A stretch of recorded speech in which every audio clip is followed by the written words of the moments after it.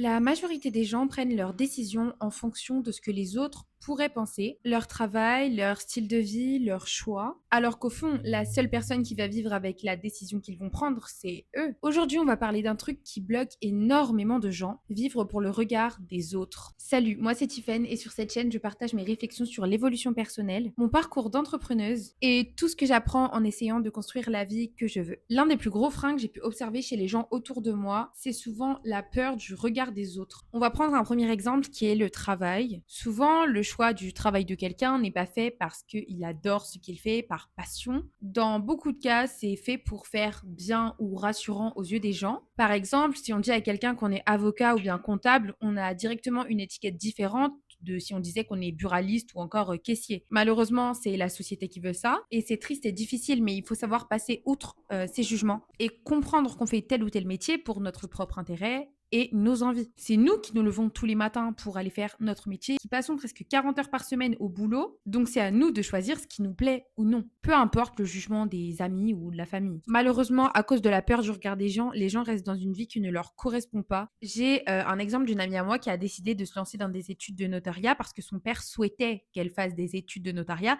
et pas parce qu'elle avait l'envie de le faire. Elle s'est donc lancée dans ses études et au bout d'un moment, elle a fini par décrocher parce que c'était pas de son bon vouloir à elle. C'était pas son envie, mais c'était l'envie de son père. Et quand elle m'a raconté l'histoire, ça m'a beaucoup peinée parce que je me suis rappelé que c'était le cas d'énormément de gens. Beaucoup de gens font des choses pour faire plaisir ou alors pour faire bien et pas parce qu'ils en ont envie. Et on peut même prendre l'exemple des relations. Il y a certaines relations aussi bien amoureuses qu'amicales qui ne nous correspondent pas ou plus du tout. Nous ne sommes plus en accord avec eux ou alors avec les choix qu'ils peuvent faire. Leur manière d'être peut ne plus aller avec nos valeurs et on reste juste parce que peur de ce que la personne pourrait penser ou par peur de faire de la peine. Je peux complètement concevoir que ce soit compliqué de dire au revoir à certaines relations et c'est normal, mais la plupart du temps c'est pour notre bien-être. Il faut apprendre à penser à nous avant de penser aux autres. On est la seule personne avec qui on passera le reste de notre vie et avec qui on mourra. Alors si quelque chose n'est plus en accord avec nous, malheureusement il faut savoir lâcher prise. Il y a autre chose encore que j'ai pu observer, c'est les gens qui n'osent pas lancer un projet. Ils se disent que les gens vont probablement les juger ou encore les démoraliser.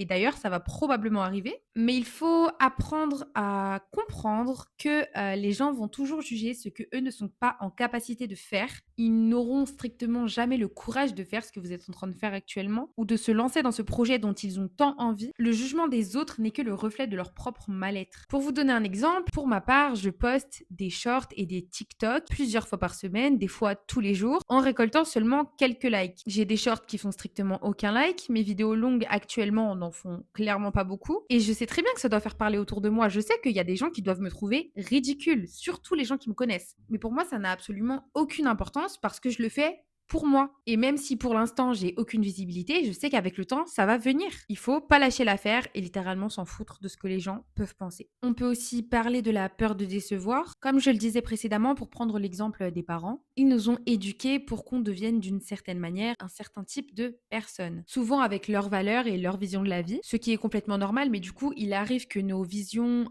nos manières de voir les choses changent et évoluent avec l'âge et les années d'expérience. Parfois, on dévie de direction et on n'a plus les mêmes centres d'intérêt que ce qu'on avait quand on était plus jeune et donc ça peut décevoir. Mais il faut savoir que tant qu'on est en accord avec nous-mêmes et que nos actes n'impactent pas négativement les gens autour de nous, alors pourquoi s'en priver? On a été éduqués pour chercher la validation des autres. Tout ce qu'on fait ou qu'on ne fait pas, tout ce qu'on va dire ou ne pas dire, la plupart du temps, c'est parce qu'on sait que les choses vont être mal vues ou encore mal interprétées. Et c'est encore plus complexe lorsqu'on est une femme parce qu'on peut très vite être jugée ou encore cataloguée, mise dans une case. Malheureusement, la société n'a pas encore assez évolué à ce niveau-là et donc c'est complètement normal d'avoir peur du regard des gens à certains moments. On peut aussi parler de la peur de décevoir. Que ce soit des parents ou encore des amis, chacun a son chemin de vie, ses expériences et donc chacun a son avis différent sur telle et telle question et une vision différente sur chaque situation. Faut comprendre que quoi que tu fasses, tu décevras forcément quelqu'un. Par exemple, tu peux te lancer sur les réseaux sociaux, il y a des gens qui vont trouver ça génial et hyper courageux, mais par exemple, une personne plus âgée peut trouver ça ridicule et venir te dire que ce n'est pas un métier. Donc cette personne sera forcément déçue de toi ou de ce que tu as pu faire. C'est pour ça que c'est important que tu puisses prendre tes propres décisions parce que tu ne satisferas jamais tout le monde. C'est impossible. Si tu prends des risques, on te critique. Si tu n'en prends pas, on va te critiquer aussi. Donc, vivre pour le regard des gens ou pour telle ou telle personne, c'est quelque chose qui est perdu d'avance. Vivre pour le regard des autres a également des conséquences sur votre propre personne, aussi bien du regret, de la frustration, le sentiment de passer à côté de sa vie ou bien encore un sentiment de jalousie envers ceux qui, eux, ont osé. Je vais vous raconter une histoire qui me concerne personnellement. J'ai toujours été quelqu'un d'assez timide, pas lorsque je parle aux gens, mais plus lorsqu'il y a du monde autour de moi. Ça a tendance à me gêner.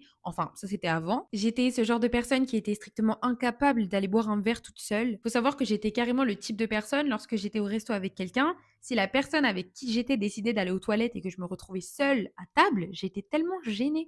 J'étais sur mon tel comme ça en panique parce que j'avais l'impression que la terre entière me regardait. Et à ma plus grande fierté, depuis plusieurs mois, j'ai complètement changé cette manière d'être et je suis même devenue le total opposé. Du coup, pour la petite histoire, en octobre dernier, je suis allée à Paris avec mon chéri. Il devait aller au concert de Booba et moi, je devais sortir avec une copine dans un resto ambiancé que j'avais trouvé sur Paris pour qu'on aille boire un verre, manger, etc. Et en fait, ce qui s'est passé, c'est que je ne sais plus pour quelle raison ma copine n'a pas pu venir. Mon copain allait aller au concert de Booba. Et moi, j'allais être à Paris, alors que je viens jamais à Paris, toute seule à l'hôtel un samedi soir, pendant que mon chéri, du coup, serait au concert de Booba. Et à ce moment-là, j'ai donc pris cette décision qui a littéralement changé ma vie et ma façon de voir les choses, aller au restaurant toute seule. Pour ceux qui ont l'habitude de faire ce genre de choses, ça peut vous paraître totalement anodin, mais pour quelqu'un de timide, c'est extrêmement difficile à faire. Ce jour-là, j'ai eu une sorte d'illumination et je me suis dit, mais si je dois toujours attendre qu'il y ait quelqu'un avec moi pour m'accompagner à tel ou tel endroit, au final, je vais jamais rien faire parce qu'il n'y a pas toujours quelqu'un qui sera là derrière toi. Et les gens vont jamais faire les choses pour moi. Par exemple, j'ai envie de sortir et aller à la plage et qu'il n'y a personne pour aller à la plage avec moi.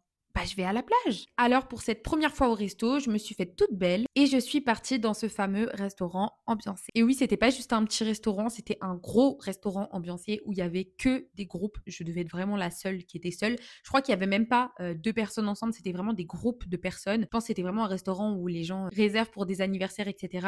Je me rappelle, il y avait des chichas, il y avait la musique à fond dans le restaurant. Et comme c'était la première fois que je faisais ça, forcément, il y a des moments où c'était un peu gênant, mais j'ai surmonté ça et j'ai fini par kiffer ma soirée alors que j'étais seule. Et si je vous raconte tout ça, c'est parce qu'à l'heure actuelle, quand je dis à mes copines que je sors toute seule, que je vais boire des verres toute seule, que je vais manger toute seule, que je vais me balader toute seule, on me demande toujours mais comment est-ce que tu fais? Elles me disent toujours moi je peux pas, je reste toujours sur mon téléphone, j'ai l'impression que tout le monde me regarde. Alors ça on me le dit tout le temps, j'ai l'impression que tout le monde m'observe, mais il faut entendre un truc, carrément augmenter le son pour entendre plus fort ce que je vais vous dire. Tout le monde est concentré sur sa propre personne. Vous avez l'impression d'être observé, mais les gens ont eux-mêmes l'impression d'être observés. Donc, personne ne vous regarde. Chacun est concentré sur lui-même, sur ses actes. Chaque personne qui va faire un truc gênant aura l'impression que tout le monde l'aura vu alors que personne ne l'a calculé. Alors, sors, va explorer le monde, fais ta vie, n'attends personne. Je dois vous avouer que je suis quand même super fière de moi parce que depuis ce jour-là, du coup, je fais énormément de choses seule. Pour la petite anecdote, mon copain bosse tous les soirs quasiment jusqu'à minuit, voire plus. Donc en fait, il rentre à la maison entre minuit et 1 heure du matin. Ça fait qu'en fait, je passe la plupart de mes soirées la semaine toute seule, que ce soit les samedis, les vendredis, des fois en pleine semaine, ça dépend de ces jours de repos. Vous imaginez si à chaque fois que j'avais envie de faire un resto, aller boire un verre ou aller me balader, je devais attendre sur lui, bah je ferais strictement rien. Je sortirais jamais et je serais cloîtrée chez moi tout le temps. Et le truc, c'est que moi, je fais un métier dans lequel je suis tout le temps chez moi. Je bosse de chez moi, je fais tout de chez moi.